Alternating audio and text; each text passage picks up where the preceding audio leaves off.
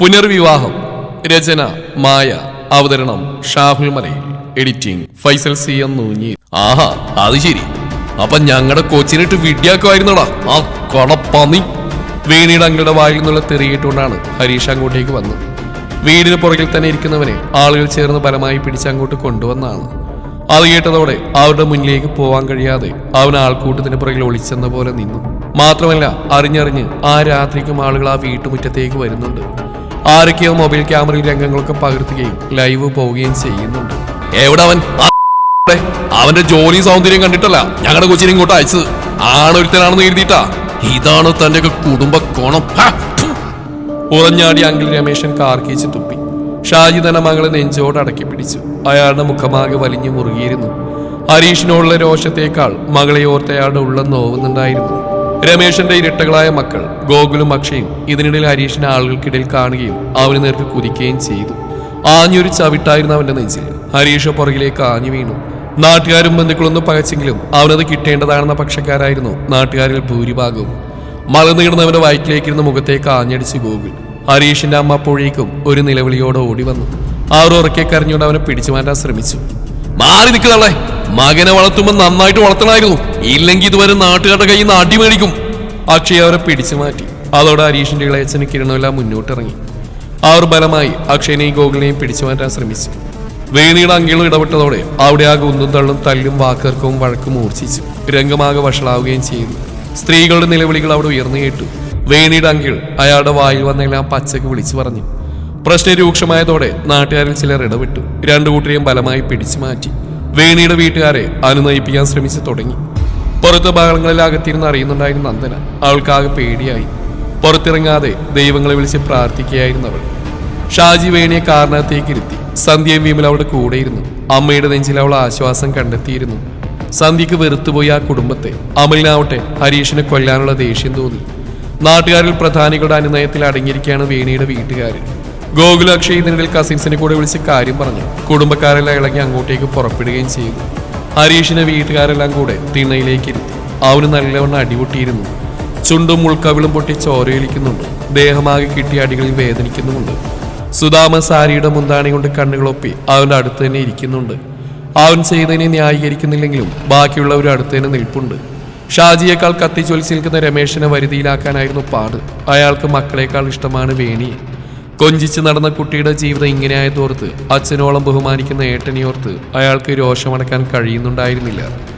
1/4 മണിക്കൂറോളം അനുനയങ്ങളും രോഷപ്രകടനങ്ങളുമായി കടന്നുപോയി. ആ നേരം 3-4 ബൈക്കിലും ഒരു ജീപ്പിലുമായി വേണിയുടെ അമ്മാവന്മാരും കസിൻസും വന്നു അങ്ങോട്ട്. ആകെ കലിപ്പിട്ട് വരുന്നവരെ കണ്ടതോടെ ഉമ്മറത്തും തിണ്ണയിലായിട്ടിരുന്ന വെപ്രാളത്തോടെ എണീറ്റു.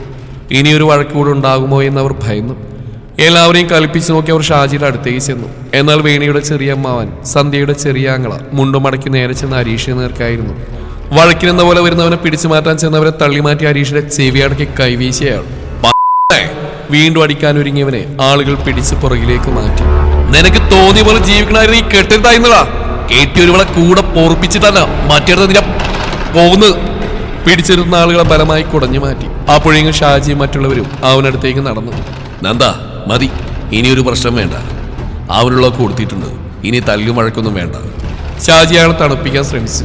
ഹോ, ഒന്നവന് കൊടുത്തില്ലെങ്കിൽ എന്റെ കൊച്ചിന്റെ അമ്മാവനാന്ന് പറഞ്ഞിട്ടെന്താ കാര്യം? സന്ധ്യ നേരെ കാറിൽ നിന്ന് ആധിയോടെ എത്തി നോക്കി. രാഷ്ട്രീയവും റിയൽ എസ്റ്റേറ്റ് ബിസിനസ്സുമായി നടക്കുന്ന അനിയന് ദേഷ്യം കൂടുതലാണ്. വേണിയുടെ മറ്റു ബന്ധുക്കൾ കൂടെ എത്തിയതോടെ ഹരീഷിന് വക്കാലത്ത് പറഞ്ഞവർ അടങ്ങി നിന്നു. കൂടുതൽ ചർച്ച കേൾക്കാതെ കാര്യങ്ങൾ തീരുമാനിക്കുകയും ചെയ്തു. കൂട്ടായ തീരുമാനങ്ങൾക്ക് ശേഷം ഷാജി വേണിക്കടുത്തേക്ക് ചെന്നു. പുറത്തു നടക്കുന്ന അറിയാത്ത പോലെ അമ്മയോട് പറ്റിച്ചേർന്നിരിക്കുന്നവരുടെ നെറുകയിൽ അയാൾ തലോടി. മോളെ, അയാൾ പതിയെ വിളിച്ചു. അവൾ തലയുയർത്തി നോക്കി. ഇനി അവനെ വേണോ മോൾക്ക്? അയാൾ ചോദിച്ചു. അവൾ വിലങ്ങനെ തലയാട്ടി. പിന്നെ മെല്ലെ പറഞ്ഞു, വേണ്ട, എനിക്കിനി അയാളെ വേണ്ട അച്ഛൻ. കണ്ണുകളൊന്നും നിറഞ്ഞിരുന്ന അവളുടെ. സാരില്ല, പോട്ടെ, അച്ഛനും അമ്മയുടെ കൂടെ. അയാൾ ഭാര്യയെ നോക്കി. അവരൊന്ന് തലകുലുക്കി. തീരുമാനം ശരിയെന്ന് പോകും. മോളെ, മോൾ തന്നെ അവനോട് പറ. ഇനി ഒരു ചർച്ചയും വർത്താനം ഇതിന്റെ പേരിൽ ഇനി വേണ്ടല്ലോ, ഒക്കെ ഇവിടെ അവസാനിക്കട്ടെ. അയാൾ പറഞ്ഞപ്പോൾ അവൾ വല്ലായ്മയോടൊന്ന് ആലോചിച്ചു. അവൾക്ക് ഇനി അവരുടെ മുന്നിലേക്ക് പോകാൻ പോലും താല്പര്യം ഉണ്ടായിരുന്നില്ല. പക്ഷെ അച്ഛൻ പറഞ്ഞ പോലെ മതിയം തോന്നി. അവൾ പതിയെ കാറിൽ നിന്ന് ഇറങ്ങി. അമ്മയും അമലും കൂടെ ഇറങ്ങി. അച്ഛൻ്റെയും അമ്മയുടെയും കൂടെ പതിയെ നടന്നു വരുന്ന അവൾ ഉറ്റുനോക്കി എല്ലാവരും. വേണിയുടെ കുടുംബത്തിന് അവളെ കണ്ടപ്പോൾ നെഞ്ചാകെ പൊടിഞ്ഞു. ഹരീഷ് അവളെ തന്നെ നോക്കി. തലാഴ്ത്തി വരുന്നവളെ കാണെ അവന്റെ മുഖം അറിയാതെ കുനിഞ്ഞുപോയി. എല്ലാം അവസാനിക്കുകയാണെന്നും തനിക്ക് ഇവളെ നഷ്ടപ്പെടുകയാണെന്ന് അവന് മനസ്സിലായി.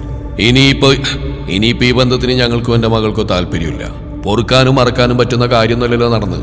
എത്രയും വേഗം ബന്ധൊഴിയാനുള്ള കാര്യങ്ങൾ ചെയ്യാൻ നമുക്ക്. ഷാജി പറഞ്ഞുകൊണ്ട് ഹരീഷിന്റെ ബന്ധുക്കളെ ആകത്തുകയെന്ന് നോക്കി. ആർക്കും തിരിച്ചൊരു അഭിപ്രായം ഉണ്ടായിരുന്നില്ല. കാര്യങ്ങൾ ഇത്രയിടം വരെ ആയപ്പോൾ തന്നെ അവർ ഊഹിച്ചിരുന്നു ഇതിങ്ങനെ തന്നെ വരൂ എന്ന്. ഹരീഷിന്റെ കണ്ണുകൾ കലങ്ങി ഒരു തുള്ളി കവിളിലേക്ക് ഇറ്റി. അവന് ഹൃദയം വിങ്ങുന്നുണ്ടായിരുന്നു. വേണിയുടെ കാൽക്കൽ വീണ മാപ്പ് പറയാനും തയ്യാറായിരുന്നു അവൻ. അപ്പോൾ വൈകി വന്നൊരു തിരിച്ചറിവിൽ അവൻ നേറിക്കൊണ്ടിരുന്നു. പിന്നെ വേണിയുടെ കുറച്ച് ഡോക്യുമെന്റ്സും കാര്യങ്ങളും ഉണ്ട്, അതുകൂടെ എടുക്കണം. വീട്ടിൽ നിന്ന് കൊണ്ടുവന്ന് മാത്രം അയാളെന്ന് ഊന്നി പറഞ്ഞു. ആ സാധനങ്ങളൊക്കെ മറക്കാണ്ട് എടുത്തോ. ഇനി അതിനു വേണ്ടി പോലും ഈ പടി ചവിട്ടാണ്ടിരിക്കുന്നതാ നല്ലത്. കാരണമില്ല ആരോ പറഞ്ഞു. അലീസി ഗോൾഡൊന്നുമില്ല എടുക്കാൻ? നന്ദനും മെല്ലെ സന്ധ്യയോട് ചോദിച്ചു. ഇല്ല, അതൊക്കെ അന്ന് തന്നെ ലോക്കറിൽ വെച്ചിരുന്നു. അവരും പതിയെ പറഞ്ഞപ്പോൾ അവന് ആശ്വാസമായി. ഇളയമ്മയുടെ കൂടെ വേണിയമ്മയെ അകത്തേക്ക് നടന്നു. മുകളിൽ അവരുടെ മുറിയിലേക്ക് കയറുമ്പോൾ ചെളിയിൽ ചവിട്ടിയ പോലെ അറപ്പ് തോന്നി അവൾക്ക്. ആരുമൊന്നും സംസാരിച്ചില്ല. വേണി കബോർഡ് തുറന്ന് വീട്ടിൽ നിന്ന് പലപ്പോഴായി കൊണ്ടുവന്ന ഡോക്യുമെന്റ്സ് അടങ്ങിയ ഫയലും കുറച്ച് വസ്ത്രങ്ങളും മറ്റും കൂടെ ഫോണും ചാർജറും കൂടെ എടുത്തു. എല്ലാം ഒരു കവറിലേക്ക് സന്ധ്യ ഒതുക്കി വെച്ചു. എല്ലാം എടുത്തു കഴിഞ്ഞപ്പോൾ ഇളയമ്മയൊന്ന് നോക്കിയവൾ വല്ലായ്മയോടെ നിൽക്കുന്നവരുടെ ഒന്നും പറയാതെ അവൾ അമ്മയുടെ കൂടെ മുറി വിട്ടിറങ്ങി. ഒമ്മറത്തെത്തിയപ്പോൾ കല്യാണം കഴിഞ്ഞ ഉടനെ കൊണ്ടുവന്ന പാത്രങ്ങളും കട്ടിലും വാഷിംഗ് മെഷീൻ വരെ എടുത്തു വെച്ചിട്ടുണ്ട്.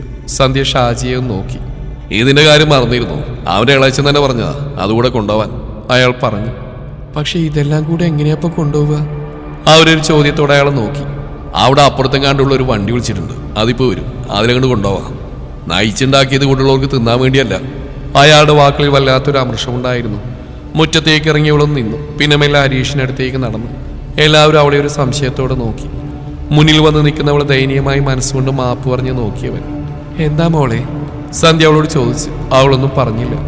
പക്ഷെ കഴുത്തിൽ നിന്നും അവൾ താലി ഊരിയെടുത്തു. വേണി? അവൻ അവിശ്വസനീയതയോടെ അവളെ നോക്കി. കയ്യിലെ മോതിരം കൂടി ഊരി രണ്ടും അവന്റെ നേരെ നീട്ടിയവൾ. വാങ്ങാൻ ശ്രമിക്കാതെ അങ്ങേയറ്റം ദയനീയമായി നോക്കുന്നവനോട് അവൾക്കൊരല്പം പോലും സ്നേഹം തോന്നിയില്ല. കഴിഞ്ഞുപോയ നിമിഷങ്ങളിൽ അവളുടെ ഉള്ളിലെ സ്നേഹവും പ്രേമവും വിശ്വാസവും എല്ലാം തകർന്നു പോയിരുന്നു. അവനായി തന്നെ അതെല്ലാം തകർത്തിരുന്നു. വായിക്കടാ, എന്നിട്ട് നിന്റെ കയ്യിലും കഴുത്തിലുള്ളതെല്ലാം ഇങ്ങോട്ട് ഊരിയെടുക്ക്. വേണിയുടെ പുറകിൽ നിന്ന് അക്ഷയ് പറഞ്ഞു. ഹരീഷ് കൈ നീട്ടിയപ്പോൾ വേണി അത് അവന്റെ കയ്യിലേക്ക് ഇട്ടുകൊടുത്തു. വിവാഹത്തിന് അവൾ ഇട്ടുകൊടുത്ത ചെയിനും മോതിരവും പതിയെ അഴിച്ചെടുത്തപ്പോൾ കൈ നീട്ടി അത് വാങ്ങിയത് സന്ധ്യയായിരുന്നു. അവൻ അവരെയും നോക്കി. അവരുടെ മുഖത്തുള്ള വെറുപ്പും ദേഷ്യവും കണ്ടവൻ മുഖം കുനിച്ചു. സന്ധ്യയും വേണി അവരുടെ വണ്ടി തന്നെ പോയിരുന്നു. അരിയിലൂടെ പോകുമ്പോൾ മുഖമുയർത്തി പോലും അവൾ ആരെയും നോക്കിയില്ല. അധികം വൈകാതെ സാധനങ്ങൾ കൊണ്ടുപോകാനുള്ള വണ്ടി വന്നപ്പോൾ അതെല്ലാം അവരെല്ലാം ചേർന്ന് പിടിച്ചിട്ടു. ഒന്നും ബാക്കി വെക്കാതെ അവിടെ നിന്ന് ഇറങ്ങുമ്പോൾ ഷാജി വീണ്ടും ഹരീഷിന്റെ മുമ്പിലേക്ക് വന്നു. തന്റെ മുഖത്ത് നോക്കാൻ പോലും കഴിയാത്തവനെ പരിഹാസത്തോടെ നോക്കിയയാൾ. ഇതിവിടെ അവസാനിച്ചു. ഇനി ഈ കാര്യവും പറഞ്ഞ് എന്റെ കുട്ടിയുടെ അടുത്തേക്ക് പോലും വരരുത്. വന്നാ അയാളൊരു ഭീഷണി കളഞ്ഞൊരു നോട്ടത്തോടെ ചൂണ്ടുവിരൽ ഉയർത്തി പറഞ്ഞു. പിന്നെ തിരികെ നടന്നു കൂടെ ബാക്കിയുള്ളവരും. തന്റെ കാറിനരികിലേക്ക് നടക്കുന്ന അയാളോട് അടുത്ത വീട്ടിലെ ചേട്ടനാണപ്പോൾ പറഞ്ഞു. ചേട്ടാ, മോളെയൊന്നും സൂക്ഷിച്ചോണ്ടു. ഇതറിഞ്ഞപ്പോൾ കുട്ടി ആദ്യം കിണറ്റിച്ചാടാൻ നോക്കിയിരുന്നു. എല്ലാവരും പിടിച്ചിർത്തിയതാ, ഒന്ന് ശ്രദ്ധിച്ചോണ്ടു. അയാളത് പറഞ്ഞപ്പോൾ ഷാജി ഒന്ന് ഞെട്ടി. അയാളുടെ നട്ടലിലൂടെ ഒരു തരിപ്പ് കടന്നുപോയി. ഷാജി അയാളുടെ കയ്യിലൊന്ന് മുറുകെ പിടിച്ചു നന്ദിയോടെ. ഇത്രയും നേരത്തിനിടയിൽ മറ്റൊരു മനുഷ്യൻ ഈ കാര്യം പറഞ്ഞിരുന്നില്ല. ഷാജി വെറുപ്പോടെ ആ കുടുംബത്തെ തിരിഞ്ഞു നോക്കി. പിന്നെ തന്റെ വണ്ടിയുടെ നേർക്ക് നടന്നു. എല്ലാവരും അവരുടെ വണ്ടികളിൽ കയറി. കാർക്കിച്ച് തുപ്പിക്കൊണ്ടാണ് രമേശൻ അവിടെ നിന്ന് ഇറങ്ങിയത്. ഷാജി കാറ് മുന്നോട്ടെടുക്കുമ്പോൾ വേണിയൊന്ന് തിരിഞ്ഞു നോക്കി. നാട്ടുകാരുടെയും ബന്ധുക്കളുടെയും ഇടയിൽ ഇങ്ങോട്ടേക്ക് നോക്കിയൊരുവൻ നിൽപ്പുണ്ട്. ചുരുട്ടി പിടിച്ച വലതു കൈയിൽ താലിയും മുറുക്കി പിടിച്ച് പരാജയപ്പെട്ടവന്റെ മുഖഭാവവുമായി ആ ആൾക്കൂട്ടത്തിന് നടുവിൽ നിന്ന് അവൻ ഇങ്ങോട്ട് തന്നെ നോക്കി നിൽക്കുകയാണ്.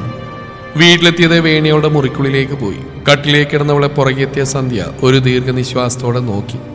വാതിൽ ചാരി അവർ ഹാളിലേക്ക് ചെന്നു. സെറ്റിയിലെ രണ്ട് മൂലയിലായിരിക്കുന്ന ഷാജി അമിലിനെ നോക്കി അവരോടെ ഇരുന്നു. നേരം പുലർച്ചെയായിട്ടുണ്ട്. ബാക്കി എല്ലാവരും ഹരീഷിന്റെ വീട്ടിൽ നിന്ന് നേരെ അവരവരുടെ വീട്ടിലേക്ക് തന്നെ മടങ്ങിയിരുന്നു. അവർക്ക് ഉറക്കം വരുന്നുണ്ടായിരുന്നില്ല. അകത്ത് കിടക്കുന്നവളെ ഓർത്ത് ജീവിതത്തിലെ അപ്രതീക്ഷിതമായ സംഭവങ്ങളെ ചിന്തിച്ച് ആരും ഒന്നും മിണ്ടാതെ അവിടെ തന്നെ ഇരുന്ന് നേരം വിളിപ്പിച്ചു. സുധാമയ്ക്ക് വയ്യായിക കൂടി അവർ അകത്തെ കട്ടിൽ കിടക്കുകയാണ്. ശാരീരിക പ്രയാസങ്ങളെക്കാൾ മാനസികമായി അവരാകെ തളർന്നിരുന്നു. ഒറ്റ രാത്രി കൊണ്ട് പ്രായം ഇരട്ടിച്ച പോലെ അവർ ആരെയും കാണാനോ ആരോടും മിണ്ടാനോ ശ്രമിക്കാതെ ആ മുറിക്കുള്ളിൽ തന്നെ ഒതുങ്ങി. ഹരീഷ് അന്നേരം അവന്റെ മുറിക്കുള്ളിൽ കയറിയതാണ്. ആരെയും കാണാനോ കേൾക്കാനോ കൂട്ടാക്കാതെ അവൻ ഒഴിഞ്ഞു മാറിയതാണ്. കനത്ത മുഖത്തോടെ നിന്നവർക്ക് നാട്ടുകാരുടെ മുമ്പിൽ നാണം കെട്ട ദേഷ്യം മുഴുവൻ തീർക്കാൻ കിട്ടിയത് നന്ദനെയാണ്. അവർ കൂട്ടത്തോടെ ചെന്ന് അവളോട് ദേഷ്യപ്പെട്ടു. അച്ഛമ്മ എന്തൊക്കെയോ ശാപവാക്കുകളും പറഞ്ഞു. കിരണിന്റെ പക്കൽ നിന്ന് മേല് നോവിക്കുമെന്ന് ഈ രണ്ട് തല്ലും കിട്ടി. സ്വയം വാദിക്കാൻ നിന്നവളെ അവരതിന് സമ്മതിച്ചില്ലെന്ന് മാത്രമല്ല, അതിനും പഴി കേൾക്കുകയും അമ്മാവൻ തല്ലുകയും ചെയ്തു. സുഗുണനോടും ഗീതയോടും ദേഷ്യപ്പെടാനും മറന്നില്ല അച്ഛമ്മയും മകനും. ആരെയും എതിർക്കാനോ വാദിക്കാനോ ശ്രമിക്കാതെ എല്ലാവരും പറയുന്ന കുറ്റപ്പെടുത്തലുകളെല്ലാം കേട്ടിരുന്നവർ ഇടയ്ക്ക് ഏങ്ങലടിച്ചും മൂക്ക് തുടച്ചും ഗീതമായി അവരുടെ മനോവിഷമം തീർക്കുന്നുണ്ടായിരുന്നു. നേരം വിളിക്കോൾ ആ വീട്ടിലാരും ഉറങ്ങിയില്ല. കുറ്റപ്പെടുത്തലും പഴിചാരലും കരച്ചിലുമൊക്കെയായി സമയം കടന്നുപോയി. സന്ധ്യ ഏറെ പണിപ്പെട്ടാണ് വേണി എഴുന്നേൽപ്പിച്ച് ഫ്രഷ് ആവാൻ അയച്ചത്. ഒരു പ്ലേറ്റിൽ ഉപ്പുമാവും ചായയും അവരവളെ നിർബന്ധിച്ച് കഴിപ്പിച്ചു. വായുമുഖവും കഴുകി വന്നാൽ പിന്നെയും കിടന്നു. അവൾ കിടന്നവിടെ പാത്രങ്ങളെല്ലാം എടുത്ത് വാതിലടക്കാതെ അവർ പുറത്തേക്ക് നടന്നു. ഷാജിയും അമലും ഇന്ന് ഇവിടെ തന്നെയുണ്ട്. ആരൊക്കെയോ ഫോണിൽ വിളിക്കുകയും ചിലരോടൊക്കെ സംസാരിക്കുകയും ബാക്കിയുള്ളവ അവഗണിച്ചും അങ്ങനെ ഇരിക്കുകയാണ് അവർ. ഇന്നലെ വേണി കിണറ്റിലേക്ക് ചാടാൻ ശ്രമിച്ച് ഷാജി രണ്ടാളോടും പറഞ്ഞിരുന്നു. അതിൽ പിന്നെ സന്ധ്യക്കാകെ ഒരു ഭയമാണ്. ഇടയ്ക്കിടെ റൂമിലെത്തി നോക്കി കുഴപ്പമൊന്നുമില്ലെന്ന് അവർ ഉറപ്പിക്കുന്നുണ്ട്. മുറിതുറം താഴേക്ക് വന്നൊരു തിടുക്കത്തിൽ പുറത്തേക്ക് പോകാൻ ശ്രമിക്കുന്നതിനിടെ കിരൺ അവനെ കണ്ടിരുന്നു. അവൻ ബൈക്കിൽ കയറിയവനെ പിടിച്ച് പിടിയാൽ അകത്തേക്ക് കൂട്ടിക്കൊണ്ടുവന്നു. ഒഴിഞ്ഞു മാറാൻ ഹരീഷ് ആവുന്ന ശ്രമിച്ചെങ്കിലും അവന് കഴിഞ്ഞില്ല. കിരൺ ബാക്കി എല്ലാവരെയും അപ്പോൾ തന്നെ അവിടേക്ക് വിളിച്ചു വരുത്തി. നന്ദിനിയെ അങ്ങോട്ടേക്ക് വരുത്തിയിരുന്നു. അവൾ വന്നപ്പോൾ ഹരീഷ് ഒന്ന് പാളി നോക്കി. അവളാകെ വാടി തളർന്നിരുന്നു. നന്ദിനിയുടെ കഴിഞ്ഞ പോലെ തന്നെ അവിടെ പിന്നെയും ആവർത്തിച്ചു. എല്ലാവരും മാറി മാറി അവനോട് ദേഷ്യപ്പെടുകയും കുറ്റപ്പെടുത്തുകയും ചെയ്തു. നാളെല്ലേടാ നിനക്ക്, ഭാര്യ ഇരിക്കാവൻ, അതും സ്വന്തം വീട്ടില്. ഇളയച്ചൻ കടിച്ചമർത്തിയ അമർഷം. നാട്ടുകാരുടെ മുഖത്ത് നോക്കാൻ പറ്റണില്ല. കുഞ്ഞുമോടെ അവിടെ എല്ലാവരും അറിഞ്ഞു. അവളവിടെ കരയ. അവിടുന്ന് വിളിച്ച് അന്വേഷിച്ചപ്പോൾ ആകെ തൊലിയിരിഞ്ഞു പോയി. എന്റെ കുട്ടി കയറി വന്ന ദിവസം തന്നെ. ഇളയമ്മ പറഞ്ഞപ്പോൾ ഹരീഷ് ആകെ പ്രയാസത്തോടെ നെറ്റിൽ കയ്യമർത്തി. നിനക്ക് കല്യാണത്തിന് മുമ്പ് തന്നെ ഇങ്ങനെ ഒരു ബന്ധം ഉണ്ടായിരുന്നെങ്കിൽ നിനക്ക് പറയായിരുന്നില്ല ഹരീഷേ. ഇതിപ്പോ കിരണും പറഞ്ഞു. ഗീതമായും സുഗണനും സുധാമയും ആകെ തളർന്ന പോലെ അവിടെ ഇരിക്കുക മാത്രം ചെയ്തു. അന്ന് അവിടെ അടുപ്പ് പോകുകയോ ഭക്ഷണം കഴിക്കുക പോലോ ചെയ്തിരുന്നില്ല ആരും. മതി, കഴിഞ്ഞു. കുടുംബത്തിന് ചീത്ത പേര് വീഴുകയും ചെയ്തു. ഇനി പരിഹാര വേണ്ടത്. അച്ഛമ്മ വർത്തമാനത്തിനിടയിൽ ഇടപെട്ടു. എല്ലാവരുടെയും ശ്രദ്ധ അവരിലേക്കായി. അമ്മ എന്താ ഈ പറഞ്ഞു വരുന്നത്? ഇളയച്ചൻ ചോദിച്ചു. രണ്ടുപേരും ഈ കുടുംബത്തിലെ കുട്ടികൾ തന്നെയാണല്ലോ. വഴക്ക് പറഞ്ഞു കുറ്റപ്പെടുത്തി എത്രയാന്ന് വെച്ചാ എന്തായാലും വേണി ബന്ധം വേണ്ടാന്ന് വെച്ച് പോവുകയും ചെയ്തു. അവരും നിർത്തി. എല്ലാവരെയും ആകെയും നോക്കി. എല്ലാവരുടെയും ശ്രദ്ധ അവരിൽ തന്നെയാണ്. വേണി എന്നൊരു പേരിൽ ഹരീഷ് തല ഉയർത്തിയിട്ടുണ്ട്. ഇനിയൊരു ബന്ധം രണ്ടാക്കും പ്രയാസമാവും. പിന്നെ കിട്ടിയാൽ തന്നെ ഇനി ഇതുപോലെ ആവർത്തിക്കില്ലെന്ന് ആര് കണ്ടു? പരിഹാസത്തോടെ അവരത് പറഞ്ഞപ്പോൾ ഹരീഷ് തല താഴ്ത്തി. എല്ലാവരും അവരെ ഒന്ന് ഇരുത്തി നോക്കുകയും ചെയ്തു. അതുകൊണ്ട് എൻ്റെ അഭിപ്രായം ഞാൻ പറയാം. ബന്ധം പിരിഞ്ഞു കഴിഞ്ഞാൽ ഹരീഷിന്റെയും നന്ദനിന്റെയും കല്യാണം നടത്താമെന്നാ എൻ്റെ അഭിപ്രായം. അവരത് പറഞ്ഞു മുഴുമിച്ചപ്പോഴേക്കും ഹരീഷ് ചാടി എണീറ്റിരുന്നു. അത് നടക്കില്ല അച്ഛമ്മേ. എൻ്റെ ഭാര്യയായിട്ട് വേണി മാത്രമേ ഉണ്ടാവൂ. അവളില്ലാതെ വേറെ ആരും എൻ്റെ ജീവിതത്തിൽ ഉണ്ടാവില്ല. ഞാനിപ്പോൾ തന്നെ വേണി വിളിച്ചുകൊണ്ട് വരാൻ പോവാ. ഞാൻ അവളോട് മാപ്പ് പറഞ്ഞാൽ അവൾക്ക് എന്നോട് ക്ഷമിക്കാൻ കഴിയും. അവനുറക്കെ പറഞ്ഞിരുത്തിയതും അച്ഛൻ എണീറ്റെന്നവരുടെ മുഖത്ത് ആഞ്ഞടിച്ച്. എല്ലാവരും അമ്പരപ്പോടെ ഹരീഷിനെ നോക്കി. ഭാര്യ എന്നിട്ടാണോ നീ വേറെഴുത്തിയ? എന്നെ കൊണ്ട് കൂടുതൽ പച്ചക്ക് പറയിക്കരുത് നീ. അവന്റെ ഒരു എന്നിട്ട് അവൾ ഉളുപ്പിലാണ്ട് മാപ്പ് പറയാൻ പോകുന്നു. ഇപ്പൊ കൂടെ വരും അവള്. ചെന്നാ മതി നീ. നീട്ടിയൊരാട്ടിന് ശേഷം അച്ഛമ്മ കടുത്ത രോഷത്തിൽ പറഞ്ഞു. പ്രായത്തിന്റെ അസ്വസ്ഥതകളോടെ അവർ ശ്വാസം അയച്ചു. 1-2 നിമിഷങ്ങൾക്ക് ശേഷം അവർ വീണ്ടും പറഞ്ഞു. എടാ, ആത്മാഭിമാനം ഉള്ളൊരു ഭാര്യയെ ക്ഷമിക്കില്ലടാ. അവളെ ആത്മാഭിമാനമുള്ളവളാ. അച്ഛമ്മ അവനെ പുച്ഛിച്ചുകൊണ്ട് പറഞ്ഞതും അടിയിട്ടിയ കവളിൽ കൈ ചേർത്തിന്നവൻ ദേഷ്യത്തോടെ പുറത്തേക്ക് പാഞ്ഞു. ഈ ചെറുക്കന് തെന്നിന്റെ കേടാ. അവൻ ഇനി വേണിയുടെ അങ്ങോട്ട് പോയതാണ്. ഹരീഷ് പോയത് നോക്കി ഇളയമ്മ കെറിവിച്ചു. ആ നേരത്തി അവന് ഇനി ഓരോന്ന് ഒപ്പിക്കാനാ ഭാവമെങ്കിൽ അതിന്റെ പുറകിൽ തൂങ്ങാൻ എന്നെ കിട്ടില്ല. അമ്മ പറഞ്ഞ പോലെയാണെങ്കിൽ നാട്ടുകാരുടെ മുമ്പിലുള്ള വില പോവില്ല. ഏടത്തി മോനെ ഉപദേശം മനസ്സിലാക്കി. ഇളയച്ചൻ ദേഷ്യത്തോടെ പറഞ്ഞ് പുറത്തേക്ക് പോയി. ആ ഇനി എന്ത് വിലയാ പോവാൻ ബാക്കി? ആരും അറിയാനില്ലേ? ഇളയമ്മയെ എല്ലാവരുമായി പറഞ്ഞ പുറകെ പോയി. സുധാമയുടെ തേങ്ങലുകൾ അവിടെ ഉയരാൻ തുടങ്ങി. ഉച്ചയ്ക്ക് മുന്നേ സന്ധ്യയുടെ വീട്ടിൽ നിന്ന് മൂത്ത ജ്യേഷ്ഠ മുരളിയും ഭാര്യയും നന്ദനും ഭാര്യയും വന്നു. വേണി അപ്പോഴും കിടപ്പ് തന്നെയായിരുന്നു. ആരും ചെന്ന് അവളെ വിളിക്കുകയോ ബുദ്ധിമുട്ടിക്കുകയോ ചെയ്തില്ല. ഉള്ളിലെ നൊമ്പരങ്ങളൊക്കെ പെയ്ത് തീരട്ടെ എന്ന് അവരെല്ലാം കരുതി. നന്ദ, ഇതിങ്ങനെ ഇനി നീട്ടിക്കൊണ്ടുപോകണ്ട. എത്രയും പെട്ടെന്ന് ബന്ധം പിരിയണം. നിന്റെ അറിവിൽ നല്ല വക്കീൽ വല്ലവരും ഉണ്ടോ? സന്ധ്യ കൊണ്ടുവച്ച ചായ എടുത്ത് കുടിക്കുന്നവരോട് ഷാജി ചോദിച്ചു. അളിയാ വക്കീലൊക്കെ ഉണ്ട്. പക്ഷെ ഇടിപിടിയെന്ന് ബന്ധം പിരിയാനൊന്നും പറ്റില്ല. കല്യാണം കഴിഞ്ഞിട്ട് 3-4 മാസമല്ലേ ആയിട്ടുള്ളൂ. ഞാൻ അന്വേഷിച്ച പറഞ്ഞത് കല്യാണം കഴിഞ്ഞ് 1 കൊല്ലം കഴിഞ്ഞിട്ട് ഡിവോഴ്സിന് അപേക്ഷിക്കാൻ പറ്റൂന്നാ. പറഞ്ഞുകൊണ്ട് അവൻ ചൂട് ചായ ഒരു ഇറക്കി കുടിച്ചു. അപ്പോ ഇനിയൊരു 8 മാസം വരെ കാക്കണമെന്നാണോ? ആ അത് മാത്രല്ലേ ചേച്ചി. 8 മാസം കഴിഞ്ഞ് അപേക്ഷിച്ചാലും അതങ്ങനെ പെട്ടെന്ന് കിട്ടൊന്നുമില്ല. മാസങ്ങൾ മുതൽ ചിലപ്പോൾ കൊല്ലങ്ങൾ സമയമെടുക്കും. ഏയ് അതെന്ത് ഏർപ്പാടാ? ആ നശ്വരത്തിന് പിന്നെ ചുമക്കിടന്നോ? നന്ദൻ പറഞ്ഞു പിടിക്കാതെ മുരളി അമർഷം കൊണ്ടു. ആ ചിലപ്പോൾ അത്രയൊക്കെ ആവും. അല്ലെങ്കിൽ പിന്നെ മ്യൂച്വൽ പെറ്റീഷൻ കൊടുക്കണം. അതായത് നമ്മൾ മാത്രമല്ല, ഡിവോഴ്സ് വേണമെന്ന് അവനും പറയണം. അങ്ങനെയാണെങ്കിൽ ഒരു 5-6 മാസം കൊണ്ട് കാര്യം തീർന്നിട്ടു. അയാൾ പറഞ്ഞു നിർത്തിയപ്പോൾ എല്ലാവരും പരസ്പരം നോക്കി അല്പനേരം ചിന്തയിലാണ്. അല്ല, അവൻ സമ്മതിക്കില്ലേ? ഇനിയിപ്പോൾ ഇത്രയായ സ്ഥിതിക്ക് അവനിനി വേണിയെ പിടിച്ചിരുത്തില്ലല്ലോ. അവർക്ക് നല്ലത് എത്രയും പെട്ടെന്ന് എല്ലാം അവസാനിപ്പിക്കുന്നതാവില്ലേ? മുരളിയുടെ ഭാര്യ പറഞ്ഞു. പെട്ടെന്ന് പുറത്തുനിന്ന് ബൈക്കിന്റെ ശബ്ദം കേട്ടപ്പോൾ അവരുടെ ശ്രദ്ധ പുറത്തേക്കായി. ഗോകുലെങ്ങാനായിരിക്കും എന്ന് പറഞ്ഞ സന്ധ്യ പുറത്തേക്ക് ചെന്നു. ചാരിയിട്ടിരുന്ന വാതിൽ പൊളി തുറന്നപ്പോൾ മുറ്റം നിർത്തിയിട്ടിരിക്കുന്ന ബൈക്കിൽ നിന്നിറങ്ങുന്ന ഹരീഷിനെ ഒട്ടും പ്രതീക്ഷിക്കാതെ കണ്ടവരൊന്ന് ഞെട്ടി. പിന്നെ ആളിരിക്കുന്നവരെ നോക്കി ധൃതിയിൽ പറഞ്ഞു, ഹരീഷ വന്നേക്കുന്നേ. അത് കേട്ടതും എല്ലാവരും പെട്ടെന്ന് എഴുന്നേറ്റു. വേഗത്തിൽ അവർ പുറത്തേക്ക് ചെന്നു. ബൈക്കിൽ നിന്നിറങ്ങി ഉമ്മറത്തേക്ക് നോക്കിയപ്പോഴേ അവൻ സന്ധ്യയെ കണ്ടിരുന്നു. വല്ലാത്തൊരു മനപ്രയാസത്തോടെ അവൻ മുന്നോട്ട് നടന്നു. എന്നാൽ അപ്പോഴേക്കും പുറത്തേക്ക് വന്ന നന്ദൻ അവന് നേരെ കുതിച്ചിരുന്നു. എങ്ങോട്ടാ കയറി വരുന്നത്? ഈ മുറ്റത്തെങ്ങാനും നീ കാലുകുത്തിയാ നിന്നെ കാറിയാൻ പറ്റും. ഇറങ്ങാ വെളിയിൽ. നന്ദൻ അവനെ നെഞ്ചിൽ പിടിച്ച് തള്ളി. പിന്നോട്ടാഞ്ഞവൻ ദയനീയതയോടെ അയാളെ നോക്കി. നന്ദമാമി പ്ലീസ്, എനിക്ക് വേണിയെ കാണണം പ്ലീസ്. ഞാൻ അറിഞ്ഞോണ്ടല്ല, ഞാനൊരു തെറ്റും ചെയ്തിട്ടില്ല. പ്ലീസ് എന്നെ ഒന്ന് കേൾക്ക്. അവൻ കെഞ്ചി. കാണാനോ? ആരെ കാണാൻ? ഇവിടെ നിനക്ക് കാണാൻ ആരുമില്ല. പിന്നെ നിന്റെ കുംഭസാരം അതിവിടെ ആർക്കും കേൾക്കുകയും വേണ്ട. തെറ്റ് ചെയ്തിട്ടില്ലെന്ന് അയാൾ ദേഷ്യത്തോടെ പറഞ്ഞു. ഹരീഷേ, പ്രശ്നം ഉണ്ടാക്കാണ്ട് പോവാൻ നോക്ക്. എല്ലാം പറഞ്ഞ് അവസാനിപ്പിച്ചിട്ടാ ഞങ്ങൾ അവിടുന്ന് പോന്ന്. ഇനിയൊന്നും ഇവിടെ ആർക്കും കേൾക്കണ്ട. ഷാജിയും പറഞ്ഞു. മുറ്റത്തേക്ക് ഷാജിയും മുരളി ഇറങ്ങി ചെല്ലുകയും ചെയ്തു. അച്ഛാ പ്ലീസ്, അച്ഛാ എനിക്ക് അവളൊന്ന് കണ്ടാൽ മതി. ഇന്നലെ എനിക്കൊരു ചതി പറ്റിയതാണ് അച്ഛാ. ഷാജിയുടെ അടുത്തേക്ക് പറഞ്ഞുകൊണ്ട് ചെന്നവൻ. ആ ചതി നിനക്കല്ലടാ, ഞങ്ങൾക്കാ പറ്റിയത്. അതുകൊണ്ട് മോനിവിടെ കിടന്ന് വർത്തമാനിക്കാൻ നിൽക്കാതെ ചെല്ല്. ഇന്നലെ തരാൻ പറ്റാത്തൊക്കെ ഇപ്പൊ കിട്ടും അല്ലെങ്കിൽ നിനക്ക്. മുരളി ഒരു ഭീഷണിയോടെ പറഞ്ഞു. ഇല്ല, ഞാൻ പോവില്ല. എനിക്ക് വേണിയെ കാണണം. അവളെ കാണാതെ ഞാൻ പോവില്ല. ഹരീഷ് അവരെ മറികടന്ന് ഉമ്മറത്തേക്ക് കിടക്കാൻ ശ്രമിച്ചു. നിന്നോട് പറഞ്ഞാൽ മനസ്സിലാവില്ലടാ. നന്ദൻ അവരെ ഷർട്ടിൽ പിടിച്ച് പിന്നോട്ട് തള്ളി. മണ്ണിലേക്ക് വീണവൻ ചാടിപ്പിടച്ച് എണീറ്റു. എനിക്ക് വേണിയെ കാണണം. അവളെന്റെ ഭാര്യ. കണ്ടിട്ട് ഞാൻ പോവും. വാശിയിൽ പറഞ്ഞ് മുന്നോട്ട് തന്നെ കുതിച്ചവനെ നെഞ്ചിലേക്ക് ചവിട്ടി അവനെ മണ്ണിലേക്ക് തന്നെ വീഴ്ത്തി നന്ദൻ. സ്ത്രീകളെല്ലാം ഭയവും ടെൻഷനും ചേർന്നൊരു വെപ്രാളത്തോടെ ഉമ്മറത്ത് നിന്നിറങ്ങി. ബഹളം കേട്ട് മതിലിനരികിൽ വന്ന് 1-2 പേര് എത്തി നോക്കുന്നുണ്ട്. അവിടെയുള്ള നാട്ടുകാരും കാര്യങ്ങളൊക്കെ രാവിലെ തന്നെ അറിഞ്ഞിരുന്നു. വാട്സാപ്പിലും യൂട്യൂബിലും കണ്ടറിഞ്ഞവരും അല്ലാതെ കേട്ടറിഞ്ഞവരുമായി അവിടെയെല്ലാം വാർത്ത പെട്ടെന്ന് തന്നെ പരന്നിരുന്നു.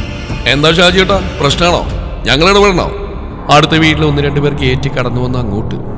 ആ ഇവനെവിടെ കിടന്ന് ഇനി ചോർച്ചി തന്നെയാണെങ്കിൽ വേണ്ടിവരും ചേട്ടാ. നന്ദനാണത് പറഞ്ഞത്. ആളുകൾ വന്ന് തുടങ്ങിയപ്പോൾ ഹരീഷ് ഒന്ന് പരിങ്ങി. ഇനി ഇവിടെ നിൽക്കുന്ന പന്തികളാണെന്ന് മനസ്സിലാക്കി അവൻ ബൈക്കിലേക്ക് കയറി സ്റ്റാർട്ട് ചെയ്തു. അതോടെ എല്ലാവരും പുച്ഛത്തോടെ അവനെ നോക്കി അടങ്ങി നിന്നു. ഗേറ്റ് അടക്കാൻ നേരം അവൻ ബൈക്ക് നിർത്തി പിന്നിലേക്ക് നോക്കി വിളിച്ചു പറഞ്ഞു. ഇപ്പൊ ഞാൻ പോവാ. എന്നെ ഒഴിവാക്കാൻ ആരും കരുതണ്ട. ഞാൻ ഇനിയും വരും. അവൾ എന്റെയാ. വേണി എന്റെ പെണ്ണാ. തുടരും ഈ കഥയുടെ ബാക്കി ഭാഗം നാളെ ഇതേ സമയം.